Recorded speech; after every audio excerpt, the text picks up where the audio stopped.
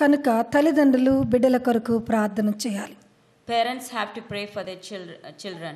విలాప వాక్యములు విలాప వాక్యములు 2వ అధ్యాయం 18వ వచనం 19వ వచనం మనం చూసినట్లయితే, సియోను కుమారి రేయి మొదటి జామున లేచి నీ పసిబిడ్డల ప్రాణము కొరకు కన్నీరు కార్చుము అని వ్రాయబడి ఉంది. Please 2:18 18 and 19. Lamentations 2:18 and 19. Their heart cried out to the Lord, O wall of the daughter of Zion, let tears run down like a river day and night. Give yourself no relief, give your eyes no rest. Arise, cry out in the night at the beginning of the watches. Pour out your heart like water before the face of the Lord. Lift your hands towards him for the life of your young children, who faint from hunger at the head of every street. కనుక మనం ఆ రీతిగా ప్రార్థన చేసినప్పుడు దేవుడు మన బిడ్డలను సరైన మార్గంలో నడిపిస్తాడు.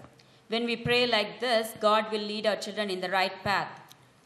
మనము వారి కొరకు ప్రార్థన చేయకపోతే, if we don't pray for our children, మన బిడ్డలు మనకే శత్రువులుగా మారిపోతారు. Our children will turn out to be enemies towards us.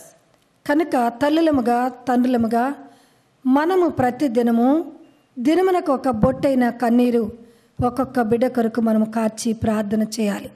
So mother and father, we have to every day cry out at least one tear, cry with at least we have to pour out one tear before the Lord every day for our children. అప్పుడు దేవుడు వారి జీవితాలను సరైన మార్గంలో పెట్టి మనకి సంతోషాన్ని కలిగించే వారిగా వారిని తయారు చేస్తాడు. Then God will put them in the right path and which will bring us joy.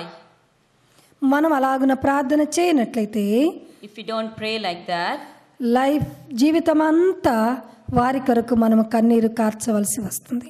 then we'll have to cry for them all through our life. మనం ద్వితీయోపదేశకాండము 28వ అధ్యాయంలో మనం చూస్తే 32వ వచనం 62 64 వచనాల్లో మనం చూస్తే, మీ బిడ్డలు అన్యులకు ఇవ్వబడతారు, వారి స్థితిని చూచి దినమెల్లా నీవు కన్నీరు కార్చవలసి వస్తుంది. ఉదయమున ఎప్పుడు సాయంకాలం అవుతుంది, సాయంకాలం ఎప్పుడు ఉదయం